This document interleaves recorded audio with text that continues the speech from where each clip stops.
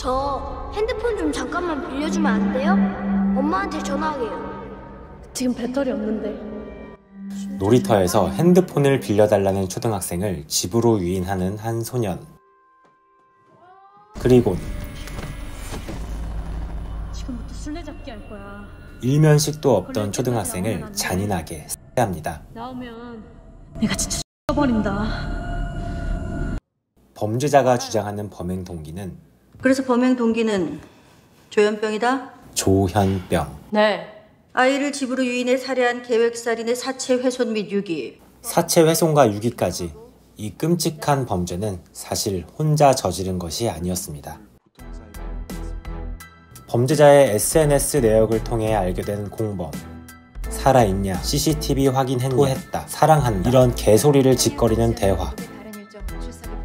저희 변호인단이 대리 출석했습니다. 그리고 범죄자의 초호화 변호인단과 소년 법정에서 이런 초호화 변호인단은 처음이네. 정신건강의학과 의사고요. 3년 정도 한의원을 담당했습니다. 증인석에 등장한 주치의까지. 위 내용은 2017년에 있었던 인천 초등생 살인 사건과 그 내용이 매우 유사합니다. 만으로 14살 안 되면 사람 죽여도 감옥 안 간다던데. 다만 극중 범죄자는 촉법 소년이었지만 실제 인천 초등생 살인 사건의 범죄자들은 촉법 소년이 아닌 미성년자였는데요. 극악무도한 이 범죄자 2명은 1심에서 법적 최고형인 20년과 무기징역을 선고받습니다. 하지만 이후 항소심을 거쳐 최종 판결에선 각각 징역 20년과 13년을 선고받게 됩니다. 이렇게 잔혹한 범죄를 저지른 이들은 각각 37살, 32살이 되면 만기 출소를 하고 이 사회에 다시 나오게 되어 누군가의 이웃이 혹은 누군가의 직장 동료가 될 수 있습니다. 넷플릭스 오리지널 드라마 소년심판, 그 안에 있는 다양한 실제 대한민국의 사건을 알아보겠습니다. 다음 사건은 숙명여고 시험지 유출 사건입니다. 현직 국회의원, 장관, 의사, 법조인, 연예인까지. 극중에선 상류층 부모들과 그 자녀들, 그리고 교사가 범죄에 가담한 것으로 나오는데요. 실제 사건에선 숙명여고의 당시 교무부장과 교무부장의 쌍둥이 2딸이 범죄에 가담했습니다. 정황을 넘어 많은 증거들이 그들의 범죄를 말해주고 항소심에서도 유죄 판결이 난 상황인데요. 여전히 쌍둥이들은 무죄를 주장하고 있습니다. 이후 있을 대법원의 판결이 그날의 진실을 가리게 될 것 같습니다. 위조 신분증으로 렌터카를 모는 10대들. 위험천만한 질주가 이어지다가 결국 오토바이 운전자를 치는 사고를 내며 멈추게 됩니다. 피해자인 오토바이 운전자는 결국 사망합니다. 그리고 재판을 앞둔 가해자 범죄자들은 이걸 자랑스럽게 여기는 듯 SNS에 사진을 올리는데요. 이 사건은 2020년 3월에 일어난 사건을 모티브로 했습니다. 촉법소년이 차량절도, 무면허 운전, 뺑소니 사고를 내 오토바이 운전자를 사망케 한 것, 그리고 SNS에 이를 자랑하듯이 올리는 쓰레기만도 못한 태도는 현실이었습니다. 쓰레기들이 두고 간 쓰레기를 치우던 공사장 인부. 어디선가 울려오는 벨소리.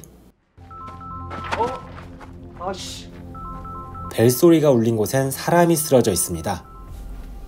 술을 강제로 마시게 한 뒤 피해자를 폭행한 사건인데요.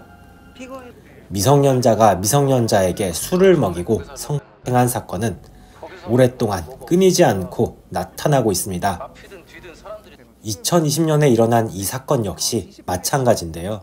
피해자를 협박하여 강제로 불러내어 술을 먹이고 가위바위보로 순서를 정해서 성폭행한 세상에 존재하면 안 되는 끔찍한 사건이었죠. 1심에서 이 범죄자 2명에겐 각각 장기 7년에서 단기 5년, 그리고 장기 6년에서 단기 4년의 선고가 있었습니다. 하지만 안타깝게도 항소심에서 두 범죄자 모두 장기 4년에서 단기 3년으로 감형받게 되며 국민들의 공분을 사게 되었습니다. 보기만 해도 위험한 아파트 옥상에 두 초등학생이 올라갑니다. 그리곤 벽돌을 집어들더니 주민들이 지나다니는 곳으로 던집니다. 이 사건은 일명 캣맘 사건이라 불리는 실제 사건과 유사합니다. 실제 용의자, 범죄자가 촉법 소년에 해당하는 초등학생이라는 점과 낙하 실험을 하기 위해 벽돌을 던졌다는 이 말도 안 되는 주장이 일치합니다.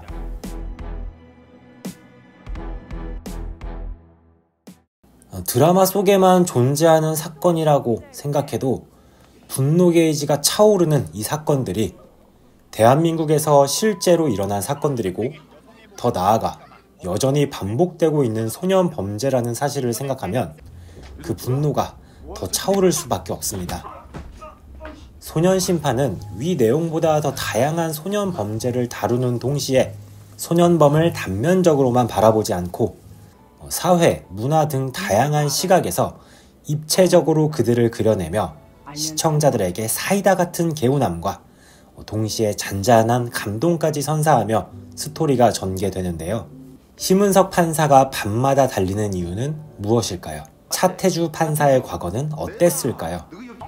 정승재 선생님은 왜 여기 나오셨죠? 인증된 연기파 배우들의 몰입감 넘치는 연기와 조연 배우들의 감칠맛 나는 연기가 돋보였던 소년심판. 여기에 다양한 명언들까지 있어 현재 넷플릭스 1등을 찍고 있으니 꼭 직접 보시기 바랍니다. 그 나이에 감히 범죄를 저질렀으니까. 하지만 개인적으로 아쉬웠던 부분 지금부터 말씀드릴 건데요. 여기서부터는 약간의 스포일러가 있으니 원하지 않는 분은 시청에 주의해 주시기 바랍니다. 심은석 판사의 라이벌로 등장한 변호사. 이 시간에 미성년자를 조사하는 대책 없는 판사가 누군가 했더니 역시 심은석이네. 공사 구분 좀 하시죠. 둘 사이에 굉장히 복잡한 과거가 있을 것 같은데 이참에 세상도 알아야지. 심은석의 민낯을. 네 양아치 같은 수 연수원 때도 안 통했으면 지금도 안 통해. 그때도 졌으면 지금도 져. 이렇게 말 몇 마디만 하고 끝나버립니다.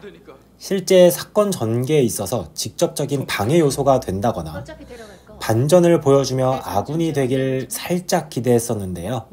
아쉽게도 그런 건 보이지 않았습니다. 시즌2가 나온다면 이 둘의 과거 이야기도 더 조명되었으면, 그리고 상대 변호사가 이야기 전개의 필수 카드 역할로 활약하길 기대합니다. 그리고 시즌2가 나온다면 이 임산부 캐릭터를 맡은 직원도 뭔가 있을 것 같아요. 애기 괜찮으세요? 네, 괜찮아요. 계속 임신한 걸 강조했는데 이걸 시간의 흐름을 보여주기 위해서 만든 건지, 이후 새로운 사건의 당사자로 나올 건지 궁금하네요. 그리고 간혹 가다가 발화자가 작게 잡힌 컷에서 종종 싱크가 맞지 않는 부분을 볼 수 있습니다. 이성적이도 밥이 넘어가냐? 저는 컴퓨터를 TV에 연결해서 시청하고 있어서 이 부분이 생각보다 잘 보였어요. 재판중 정말 죄송합니다. 워낙 급한 상황이. 그래서 좀 튄다고 느껴졌는데요. 스마트폰으로 보면 그렇게 티가 나진 않을 것 같기도 하네요.